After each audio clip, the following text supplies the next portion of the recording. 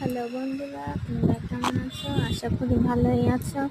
তো আমি চলে এসেছি নতুন একটা ভিডিও নিয়ে। প্রথমে আমি গাজরের পাতাটা তুলে কুচি কুচি করে কেটে রসুন ছাড়িয়ে তারপরে জলটা সেদ্ধ করে নিলাম। তারপরে আমি হচ্ছে রসুন কুচি, কালো জিরে, লঙ্কা দিয়ে ভালো করে ভেজে ভেজে নেড়ে চেড়ে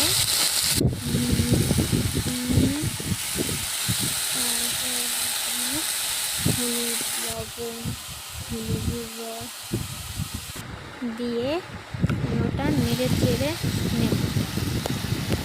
তো কিছুক্ষণ পর ওটা ভালো করে ঢেকে সেদ্ধ করে আমি আবার নাড়াচাড়া করে ওটা আমি শিলবাটায় ধুয়ে বাটবো। এখন বাটার পর ওটা আমার বাটা শেষ হয়ে গেলে আমি রেখে দেবো। যদি ভালো